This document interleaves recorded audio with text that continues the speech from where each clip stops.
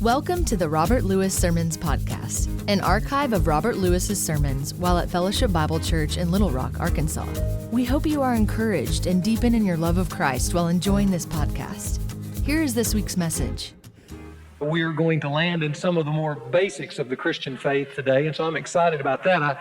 I felt like that 2 weeks ago on Sunday night I started hallucinating. I'd been in the prophetic scheme for so long. I was talking about Disneyland and Donald Duck on Sunday night, and so it's good to get back to something as fresh and as exciting as forgiveness, and that's what we're going to talk about today. So you might take your Bibles and turn over to Psalm 32, a great psalm of David, a psalm in which he addresses the subject of forgiveness really from two different angles. First, the experience of forgiveness, and then he goes on and addresses some comments that go what I think is beyond forgiveness, and we're going to look at both of those aspects here this morning and how that relates to the body known as Fellowship Bible Church.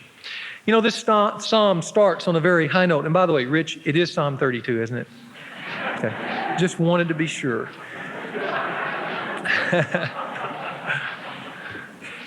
In Psalm 32, David begins with these incredible words. He says, "How blessed is he whose transgressions is forgiven, and whose sin is covered. How blessed is the man to whom the Lord does not impute iniquity, and in whose spirit there is no deceit." You know, he talks here right at the beginning of the psalm on a very high note, and he speaks here of the freshness of a clean conscience, something that I would want everyone to have as a gift here this morning. The blessedness of a clean conscience. You know, one of the ongoing controversies that are surrounding us in our community in this present hour is the controversy that surrounds the Vertac chemical plant. You've probably been reading about that in the news, and perhaps you saw the little expose on Prime Time Live here this last week, and the discussion that went on in front of a national audience concerning that particular controversy. Of course, the question that is under debate is whether it is safe to burn off those hazardous chemicals, and in particular the extremely dangerous one that's called dioxin, and to be able to burn that off into the atmosphere around the city of Jacksonville. Toxic, hazardous waste. Those have been a growing problem, hadn't they, in the 1980s and 1990s. Probably it's gone further back than that, but I think it's particularly come to our attention in the last 2 decades as we've experienced the chemicals that have been spilled or that have been released in the atmosphere that have polluted lakes and rivers, and have reminded us that the things that we use in our modern day life, that there's a cost to those things. And oftentimes the cost is this byproduct that's called toxic waste. How do you get rid of hazardous waste materials? That's a good question, and that's not only an important question to ask in our day, but for some, and I think as I watched ABC the other night, for those who live around Jacksonville, that might even be a life and death question. Well, I can't answer that particular question. I'm not a chemist. But this morning, I would like to deal with a toxic waste that is far more lethal than dioxin. That's my discussion here this morning. It's not contained in a Superfund site only. It is a worldwide problem, and everyone in here has felt it. And as with so many toxic chemicals, I think that each one of us, in our initial reaction to this particular toxic material, we have tried to store it away, to bury it, but its potency defies burial. And over time, just like those toxic waste that we know of in our land, the potency of this particular toxic waste finally escapes those self-made containers that you and I try to store it away in, and it seeps back into life. That's guaranteed. And where does it surface? Well, it surfaces in a number of ways, and we'll talk about those, but its effects are seen in the disabling and the disastrous effects on the human spirit and on the interaction that people have with one another. It poisons, it hurts, it perverts, it sickens everyone it touches. The toxic waste is called guilt. That's what I want to talk about this morning. How do you dispose of guilt. I mean, David begins on a very high note as one who would have a clean conscience before God and man. He says, how happy is the man whose transgression is forgiven. Let me ask you, have you ever felt the toxicity of a polluted conscience? Have you felt that recently in regards to your own life? And what does it mean? And what do you do when your soul, it feels like one of those Superfund sites? It's all cloudy and dark. It has all kinds of seepages of human chemicals that destroy and pervert. Years ago, I read in Women's Day magazine the following answers to curing guilt. It was written by a psychologist, a so-called expert who was trying to help people get away with guilt, do away with it, bury it, put it in containers and get it out of the way so one could go on living. And this particular authority suggested these following ways to get rid of guilt. First, he said, if you feel guilty, perhaps you should find an authority figure who says what you're doing is not wrong. Well, that's one way. Second way, he said, is that if you're feeling guilty, you might join a new peer group that has more understanding about your situation. A third way is, as hard as this might be, perhaps you just need to change your beliefs. You know, the issue here might not be that you need forgiveness. It might be that you need reprogramming. You need to repattern your way of thinking. And then finally, this authority suggested as a way of escaping guilt that you might just increase the activity which sometimes makes the guilt go away. Well, those are some of the practical containers that people use to store their guilt in. Now, you know, it's funny how you can read those and they sound ridiculous. But I want you to know this. We do it all the time just that way. We do. That's the way we want to store our guilt. And all this particular authority did was just watch people and the way they act and the way they handle things in order to bury it and store it and get it out of the way. And I think we have a whole country that is guilt-ridden, but it's all suppressed down in these containers, believing that it won't come out, but it does. And it does in all kinds of ways, sometimes very exaggerated ways. Take the true story of a young girl named Julie, very attractive girl. She was about 23 years old, and she suddenly found herself pregnant and also abandoned by her boyfriend. Julie began to feel tremendous guilt and self-reproach for what she had done. She shared her burden with her friends, but her friends just simply assured her that everyone's doing it. It's okay. You don't need to feel bad about it. Your problem is you just got caught. But that didn't satisfy Julie, and she tried to talk to her mother, but her mother couldn't talk about it because she was so ashamed. So finally, Julie sought out a counselor, a professional counselor, who in hearing her feelings said this to her. He said, and I quote, "Julie, your problem is nothing new or unusual. You were raised in a very religious home, and there were unobtainably high moral standards that were imposed on you since your childhood there. You became sexually active with a man, which is only natural for a woman of your age. When you became pregnant, your religious conditioning began to beat you down. We'll work together on these religious standards and these judgmental restrictions that are holding back your emotional growth."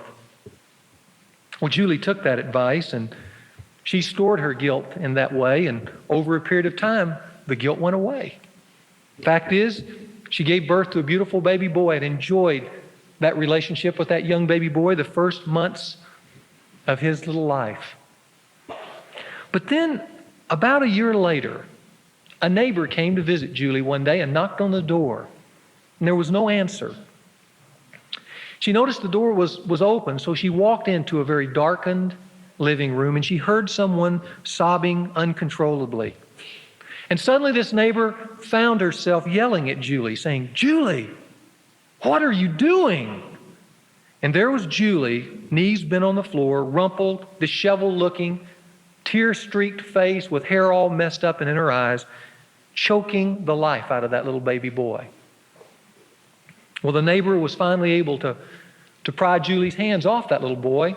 There was a pause, there was a silence. And then there was a choke, and finally the little baby began to breathe again. The neighbor found herself saying, "Why, Julie? Why?" But Julie was not able to tell her why. She didn't even understand at the time. It took months of therapy after that before finally Julie began to understand that these reactions, this very disastrous and extreme reaction, was the result of guilt that had burst forth in her subconscious. And in punishing this precious child, in fact, she was simply trying to punish herself. The self-reproach she felt for herself made her unworthy to receive this gift from God. Sin was never meant to be buried. It was never meant to be buried. Sin was meant to be forgiven, just as David says in the opening statement of this psalm. The reason for that is because we are moral creatures. Now, I know that's unpopular today, but we are. And buried sin will always resurface, and it will have all kinds of Halloween-like masks that it wears. When it finally gets to the surface, it'll wear the mask of depression. It'll wear the mask of rebellion or anger or loss of self-esteem or loss of transparency. People who are under guilt begin to withdraw from the circles in which they feel the guilt. They don't want to talk about it. The issue might come up and they don't want to mention it. They just pull back because the container wants to release itself in those particular moments. They become listless. They become fearful. As it says in verse 2, at the end of verse 2, in their spirit, they have to create deceitfulness there. And in carrying that deceit, it becomes a real burden. Like what it says in Jeremiah 9, when Jeremiah is speaking to the people of his day and describing their actions, he says, everyone deceives his neighbor. Boy, you know that's a hard thing to carry. To be constantly trying to live life and at the same time deceive your neighbor, to not really want to be kind of transparent. Not being transparent is a tremendous burden that you have to bear. Always trying to cover yourself and cover your actions so that what people see is not what really is. That's a divided person. Yet Jeremiah says, everyone in my day deceives his neighbor. They don't speak the truth. They have taught their tongue to speak lies. And then he makes this statement. They have wearied themselves committing iniquity. You know, a person who commits iniquity and then tries to look like he's honest on the front, that's a person who's just wearing out. He's getting tired. He's carrying a bigger and bigger and heavier load. Yet David says in verse 1, how happy is the man whose transgression is forgiven, taken out of the way. And yet so many of us don't experience that kind of freshness. We experience the boulders of deceitfulness. Sin makes life hard. Buried sin makes life harder. And the guilt that goes with it. And yet I look to the cross that's right behind me. You know, when I look at the cross, you know what I think about more than anything else? When I look at the cross that's up above me, I think of one word, freedom. That's what the cross represents, freedom. It tells me how to be free. It tells me where to be free. It tells me how to be free, and that you have a person, a God-man who came to earth, Jesus Christ, took my sin, died for me. But he did not bury those sins. See, that's what I want you to understand. Jesus Christ didn't bury them in a container. He hung out there publicly to declare that sin is sin. It can't be explained away. Sin is wrong. No excuse. That's why it was public. In dying for those sins, the severity of sin, that is not just one sin, but any sin, has not been ignored in Jesus Christ. In dying openly for those sins, sin has been exposed for how wretched it really is. See, some people get to where they've sinned so long and so much, what they want to say is, God could never love me. I'm so bad. Only thing I need is to die. You know, people who come to that place have come to an accurate place about sin. Those of us who don't feel like we should die are not accurate about our sin. That's how bad sin is. Any sin. before a holy God. And what Jesus Christ did hung out there is he said, it's this bad. You need to die for it. But the good news is that he died for it. That's the good news. Gives you a way of escape. Gives you a place to hang it so you can go free between you and God. That's what's so exciting about the cross. The cross also tells us where that freedom is to be applied. That freedom is to be applied, if you think about the cross vertically in our relationship with God, we're to have freedom. It's to be an open, honest, loving relationship. It also tells us, just like a relational compass, it tells us how we're to be free with one another. It points to each other. I'm to be free with you. You're to be free with me. I'm to be open with you. You're to be open with me. We're not to hide anything. We are sinners. That's okay. Because in the cross, there's freedom. That's what the cross tells us. So we have this choice, and the choice is before us even in the beginning, because notice in verse 2 it says, it's the Lord who imputes guilt. It's not your conditioning, it's not your parents, it's not the world in which you live, it's the Lord who imputes real iniquity.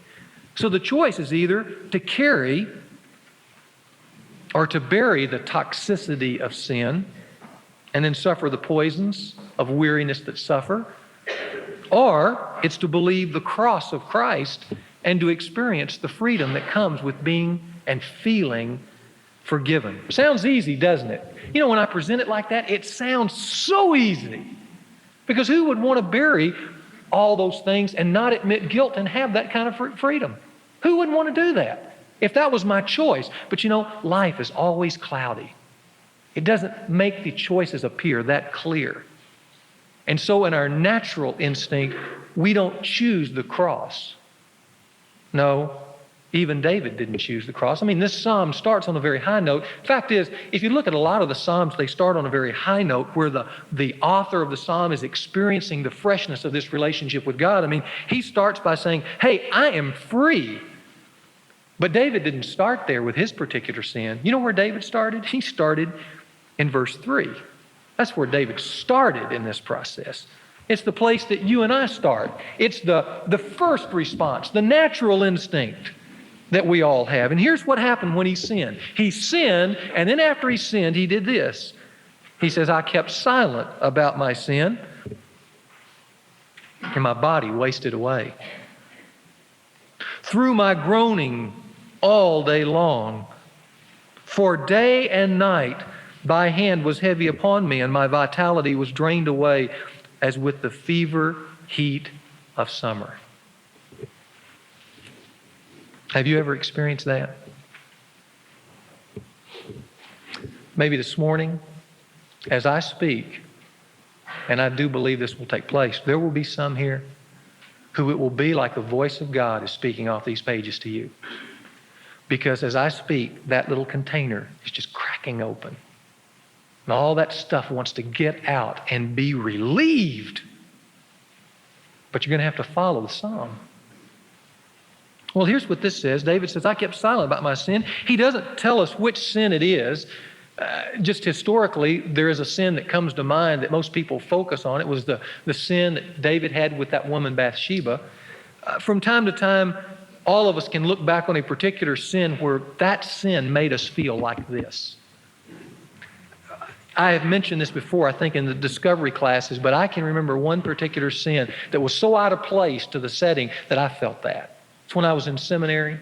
First summer in seminary, we took this Greek course where everybody was going to crash into Greek, and I had not been a good student in college, to say the least, and I was determined to be a good student in seminary because this was God's work. And so I went through the course, and I did pretty well all the way through the course. In fact, some of the guys started saying, man, you really can understand this stuff. But I was determined to make a good grade in this Greek course to kind of really more to prove to myself I was good than anything else. And it came to the final exam, and I was just a few points away from an A. And in the midst of this exam, I cheated. I did. Purposefully, intentionally, I cheated because I wanted to make an A. And I made an A. In fact, I was one of the only ones who made an A. But let me tell you what it felt like after I made that A. I can remember some of my friends would be talking over in the coffee shop, and somehow the languages would come up, and they'd say, Robert knows Greek. And when they would say that, it was as if somebody took a spear and just chunked it through me. Because I didn't feel any success in that. I felt shame. And I'd buried it down there, and I kept silent about my sin. And every time we would be in a classroom or somebody would pray to God and mention something about, oh, God, thank you for forgiving me of my sin, all I would hear would be the chant in my soul that just said, Greek, Greek, Greek, Greek. That's all I ever heard. And the last thing I wanted anyone to bring up was the languages. Because I didn't hear language. I heard shame. And it affected me. It impacted me everywhere I went. And then it came that gosh awful day that I felt like I had to do something about that. And it was so scary. But I was dying inside. Maybe that's where you are. That's where David was, but notice what he says in verse 5. This is the key verse of the psalm, by the way. David says, I acknowledged my sin to thee, and my iniquity I did not hide. And I said, I will confess my transgression to the Lord, and thou didst forgive the guilt. Oh, that's the blessing part. Not just the sin, but the effects of sin. Thou didst forgive the guilt of my sin. Boy, I can remember. And you, by the way, you ought to circle that verse and wear it out before your life is over. This is the verse for the Christian life. Notice, again, he doesn't mention what sin you can put in your own sin. I acknowledge what would you put in there? To thee. Well, I acknowledge my sin. But you know, oftentimes sin has to be publicly acknowledged. Just like Jesus publicly acknowledged it. So that gosh awful day came when I walked in to my professor. And my sin I did not hide. But I said, I cheated. I did it. I didn't know what got into me, but I sinned. And yet to walk out of that office suddenly feeling free with God and free with man was a wonderful, liberating experience. Seemed so simple at that moment, but it took me months to get to that point. You know, there are going to be times, though, that you're going to acknowledge your sin to God, and maybe there's nothing you can do about saying it to someone else. Maybe it's just going to be to God, or maybe you even say it to the person, they don't forgive you, but you've done your part and you still feel guilty. What do you do in those moments? You know, there can be several reasons for still feeling guilty after you acknowledge your sin. It might be that you really don't understand just the grace of God. It might be that maybe there are reasons that need to be explained in all that. But I want you to know that all God requires is a sincere confession. That's why it says in verse 2, and in whose spirit there is no deceit. The word means no insincerity. All he requires is a sincere confession. We don't need to be like the heretical group in the 13th century known as the Flagellants, who went around Europe beating themselves with chains and whips so they could suffer enough in order to receive God's forgiveness. And yet, you know what? Some of us act just like the Flagellants. We sinned, we know we've sinned, and then we go on this process of hurting ourselves because we think that will in some way atone for our iniquity. No, there's just this wonderful forgiveness in the cross, period. That's the wonder of it. Bruce Larson tells the story of a young man in the Philippines who got involved in ministry, and yet he was haunted by a sin that he committed a number of years back. And though he repented of it, asked forgiveness of it, every day he felt the haunting seepage of that chemical called guilt spilling out into his soul. And yet he felt like, I've asked forgiveness. Why can't I be released? And somehow he felt like God just is not going to forgive me of that sin. He met a woman in the church, a very godly woman in the church who was well respected, who several times had said in the midst of conversation that God spoke to her. And so one time in his own conversation with her, he kind of challenged her on that. He said, Sarah, if God spoke to you, then ask him next time he speaks to you to to tell you the sin that I committed. So a few weeks passed, and one day he bumped into her and he said, and he was joking when he said it, but in reality, there was a seriousness in his voice, and she picked it up, and he met her and he said, well, did God speak to you? And she looked at him and she said, he sure did. Did you ask him about my sin? Yes, I did. Well, what did he say? And she paused for a moment and she said, he said to me, I don't remember. That's the wonder of the cross. As bad as it can be, as horrible as it might feel to you, the wonder of the cross is when you sincerely ask, God completely forgives. Isn't that a great thought? Doesn't that just feel wonderful to the soul? To know that you can be forgiven like that. If you'll notice at the end of verse 5, there's this little word, Selah. You see it occasionally in the Psalms. The word Selah just simply means to pause, to stop, to reflect. The reason the writer put that in there is he wants you to stop right there and not go past that point until you feel forgiven. That's why. The rest of the psalm would be meaningless unless you stop there and ask the question, do I feel free? Do I have a clear conscience between God and man? And if you don't, then like Jacob, you need to wrestle with this truth until you have wrenched from it the freedom that God has promised you so that you can be blessed, have the iniquity of your soul forgiven. Well, that's the main body of the psalm as far as forgiveness goes. But I want to turn from that and go to the last half of this psalm, because this is what I call beyond forgiveness in a way. You move from verse 5 in this sense of how to be forgiven. And gosh, I would not want anyone to walk out of here, no matter what you have done and no matter how bad you think it is, if you leave here not knowing that forgiveness is offered here, you've missed it all. But then in saying that, there are some insights that go what I call beyond forgiveness.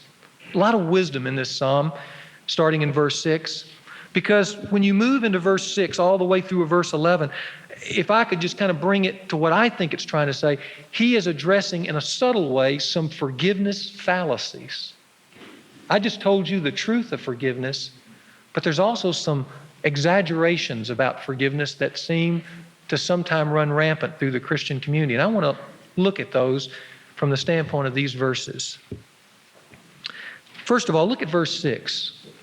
He says, therefore let everyone who is godly pray to thee in a time when thou mayest be found. In other words, that forgiveness is real and it's being offered. But in saying this, he speaks of a time period of forgiveness. A time when thou mayest be found. And then he follows that up with the next verse that says, surely in a flood of great waters they shall not reach him. Wow. Well, what I take this to mean, and maybe this is one of the fallacies that I've heard, is that God has no time limit on his forgiveness. That's a fallacy. God does have a time limit on his forgiveness. It's given in that picture of the flood of great waters. Now, if you were an Old Testament saint and somebody spoke to you about the flood of great waters, there would be two very vivid pictures that would come to your mind immediately, wouldn't there? First of all, you'd think of Noah. Remember Noah? Living in a godless generation, calling upon the people to repent.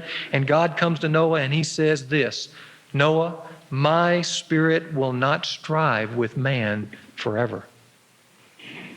That's a hard statement, but it's a true one. In other words, my loving kindness and forgiveness is not offered indefinitely. The other thing I think of when I think of the flood of many waters is the parting of the Red Sea, and in particular, the character Pharaoh. You know, over and over as you move through those passages of Pharaoh, as Moses went and made the appeal to let the children of Israel go, it made this little line at the end of those discussions. It says, and Pharaoh hardened his heart. He heard the truth. It made sense to him. He knew he was wrong in the plagues that would come, and yet he would bottle all of that and he would stuff it down.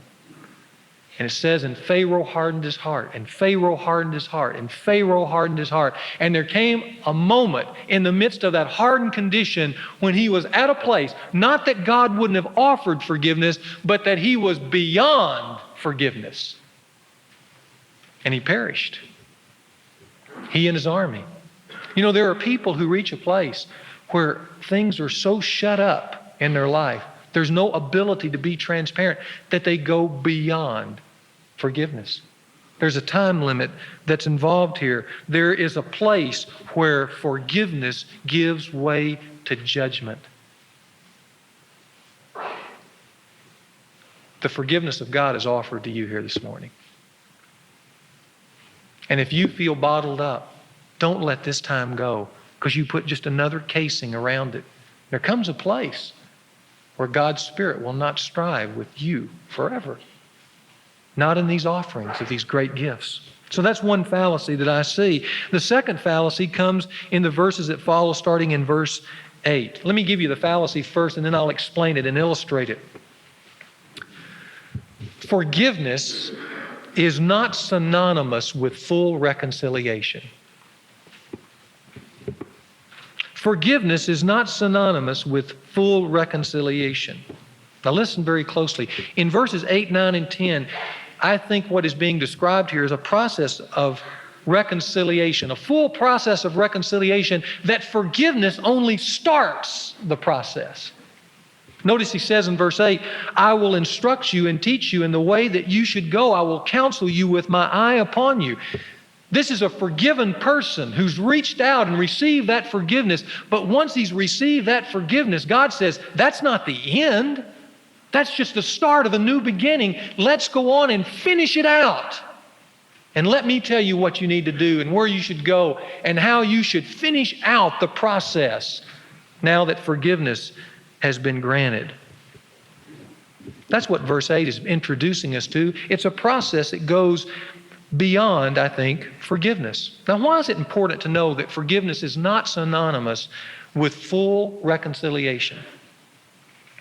Let me give you two reasons.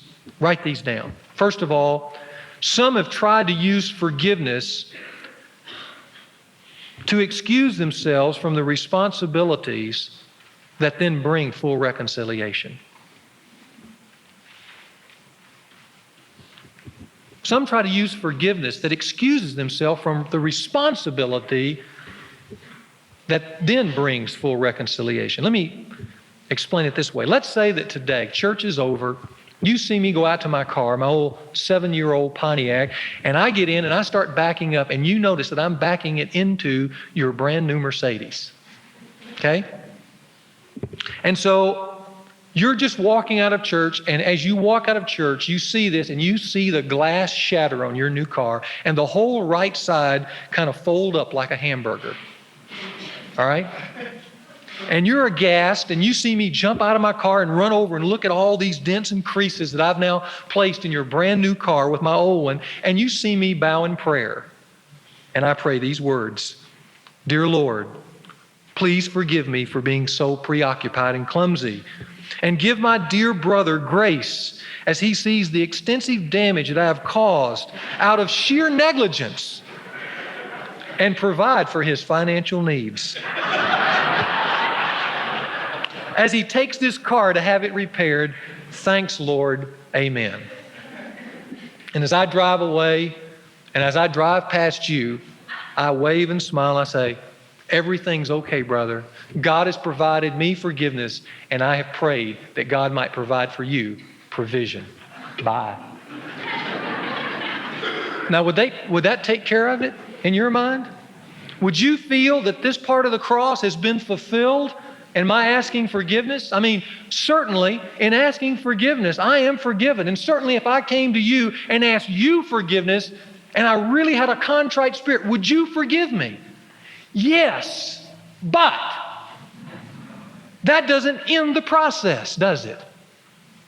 And yet I know many people who over and over and over again go through life using forgiveness as an excuse for full reconciliation. See, when damage has been done to someone, Forgiveness starts the process.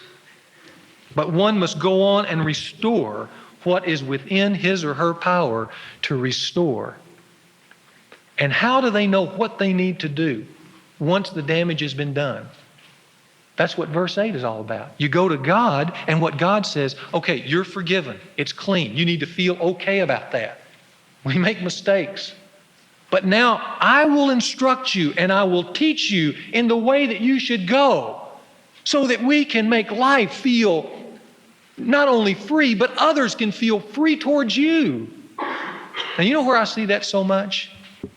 You know where there is more guilt than in any place in American society? It's in the issue of divorce. Because here's a man. I'll use a man since I'm a man. It can work both ways.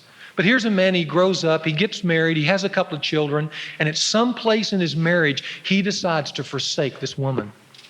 It's not because of what she's done, maybe they've hurt each other, but whatever it is, he plays the role of the offender. He leaves her, he leaves his children.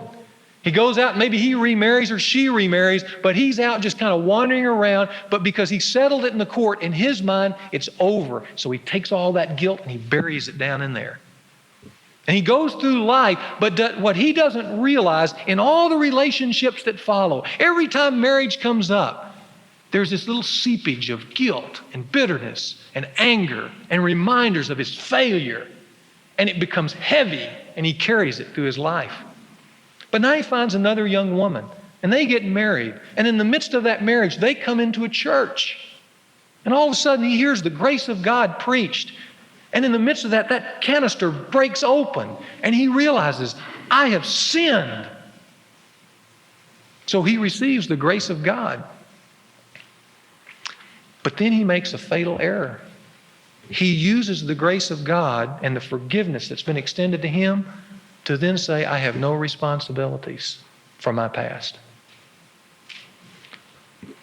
But if he were to go on and to fall into verse 8 and let God instruct him and teach him in the way that he should go to counsel him with his eye upon him, he will find that much more will happen.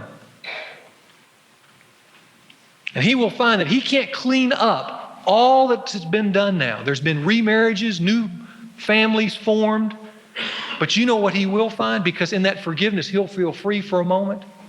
But in time, he will still feel unreconciled. And though this part of the cross has been achieved, this part hasn't.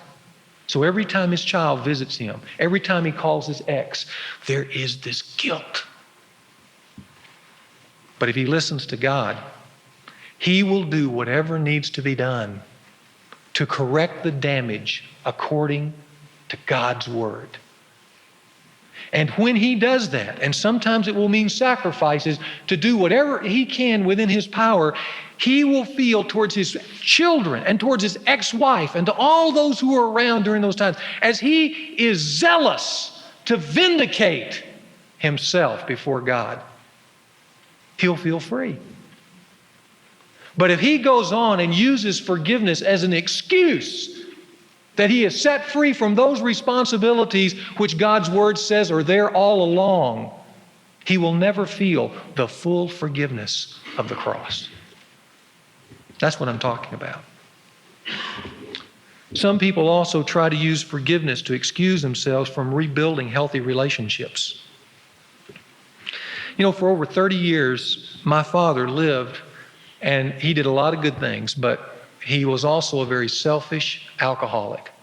I lived in that home. I experienced him doing whatever he wanted to do when the moment arrived. My mother experienced that as well. There were times that she got so disgusted in those occasions that she would want to leave. And my dad was very adept at racing back to her in those moments, just as she was putting the first few clothes in the bag, and professing forgiveness and sorrow and saying, I'm sorry, and pledging his love to her. And so she would unpack her bags. And as she unpacked her bags, as I learned later, what he was hearing in that was that she was accepting him as he was, but she wasn't. And so the cycle would repeat itself. And for 30 years, I watched clothes go in and out of the bag as he used forgiveness as an excuse for building a healthy relationship. Then when I was in seminary, or after I was in seminary, when I was in Tucson, I got word that my dad, on a drunken binge, walking out of the house, had pushed my mom away as he went to the car. And he didn't know this, but he pushed her into a table and snapped her neck, broke it. She was in the hospital with pins in her head for 6 weeks, trying to be restored and all that. And God used that moment in a very miraculous way to allow me to share the gospel with my dad and bring him to Christ. But I remember sitting with him, talking to him about that forgiveness. And he said, I don't need to be forgiven. I mean, he was really hurt that he had hurt my mom. But I remember in the midst of that, he understood that he could be forgiven. But immediately after he received that forgiveness, all he wanted to say was, well, I'm forgiven. Now let's go home. And I said, no. For the first time, I became a peer. I stood in front of my dad and I said, Dad, it doesn't work that way anymore. We're going to have to rebuild. And my father had a real difficult time with that. But I told him there was no way he could ever see my mother again until he demonstrated faithfulness. So for the next year and a half, my father first went into a detox center. Second, he went into a halfway house. He moved to another city. And he did that for a year and a half until he rebuilt enough trust to restart the relationship. And we put some anchors, some stakes in the ground that said, never again. And if you do, there'll be consequences. Well, I can't say those last years of my dad and my mom's life were super, but they were good. They rebuilt their relationship. It started with forgiveness, and my mom forgave my dad, and they were reconciled, to everybody's amazement. But forgiveness only started the process. Walking by the Word of God, letting God counsel you in the way that you should go, that's what won the relationship back. And it's the same with everyone else that's in this room. Yes, forgiveness. But let's not forget the last half of the psalm, that we must do what we can to rebuild and reconcile the damage that is within our power to do so. Now, we're not going to be able to do everything, but if people just see us do a little thing, if you just send one child support check and say, forgive me, and you can count on this every month. You can't have a new marriage, but you can, within your power, undo the damage. And that forgiveness not only then goes this way, but this way. And you know what that builds over time? A healthy community. The exact thing that we're not experiencing in Little Rock, Arkansas this day. Look at the helpful figure that's in verse 9. Verse 9. It says, do not be as the horse or as the mule, which have no understanding, whose trappings include bit and bridle to hold them in check. Otherwise, they will not come near to you. Now, he's just taking this natural figure of a horse or a mule. They have this instinctive nature to pull back from a human, not to join with a human being. They have to have a bit and a bridle to pull them along in order for them to finally overcome those natural instincts. They have to have some parameters. What he's doing in that illustration is saying that's the same with us. We want to be intimate with each other, but in our natural state, we do not have the ability to do that. We need the bit and bridle of God's Word to pull us into that kind of intimacy, and obeying that. That's what brings about that intimacy. But apart from that supernatural Word and a submissive spirit, there can be no intimacy between God and man, or between man and his brother or his sister. Because in our natural instinct, we're always pulling away, even while we want intimacy, doing just the very opposite of what we should do. And that's his encouragement to us. Now, if I were to summarize verse 9 in a moral statement, it would just be, don't be a donkey. Now, I used to say it a different way, but now my speech has been sanctified, so don't be a donkey. Well, verse 10 and verse 11 bring us to the end of the psalm. By the way, I meant to add to that the last line or first line of verse 10, because he says, if you pull away, many are the sorrows of the wicked.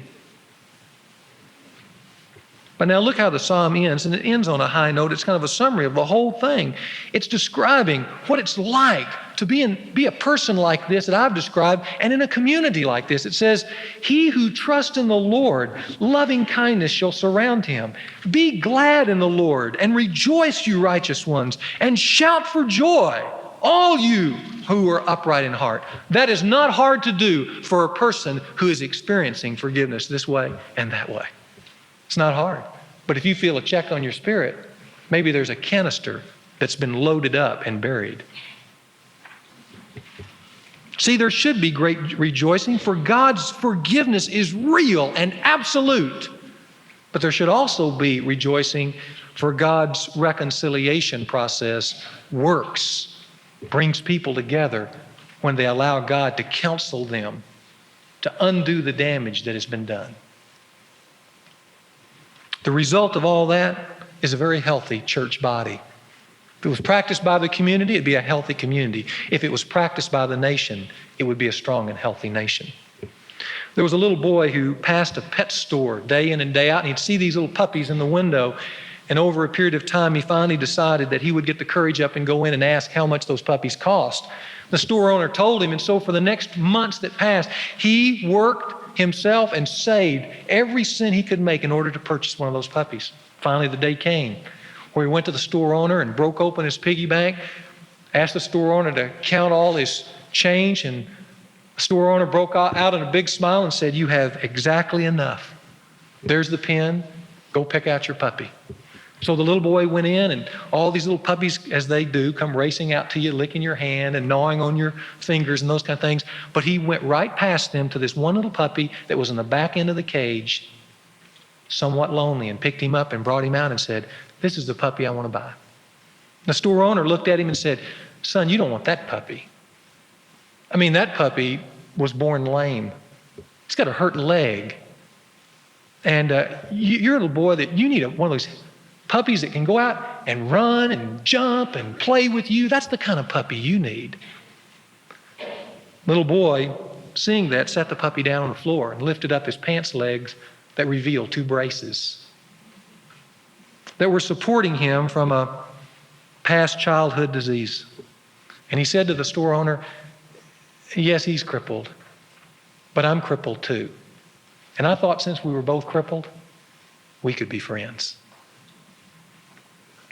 If I could pull back my chest today, you could see my spirit, you'd see a lot of braces. If I could pull back your chest, I'd see a lot of braces there too. There is not one person here who deserves to be here. There's not one sin that you have done that should keep you from being here. This is a community of the forgiven. We're all here as cripples, and we all need the healing grace of God. And this community, this spiritual community, needs to be a community of grace.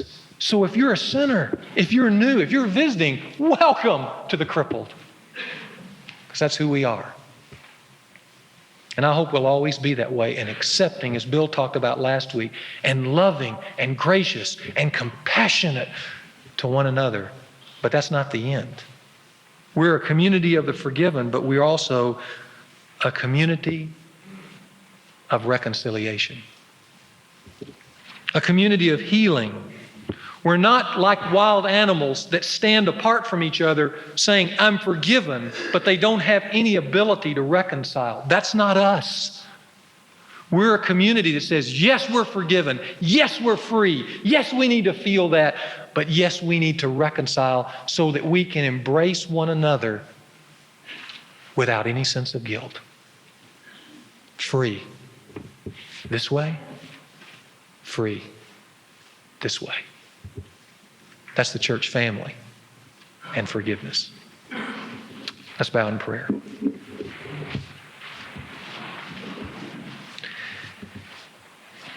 And with your heads bowed, 2 questions, and we'll take a moment of silence. Question 1, Is there something you need to be forgiven of? If so, the cross says it all. Secondly, is there someone that needs you to repair the damage that you've done, and you have the power to do it? If so, this is a moment to make a critical decision about being truly clean. Thank you for listening to the Dr. Robert Lewis Sermon Podcast. If you were encouraged by this message, please rate and review this podcast. In addition, share this with your friends and community. This podcast was produced by the team at Sound of a Rose. You can learn more about the team at soundofarose.com.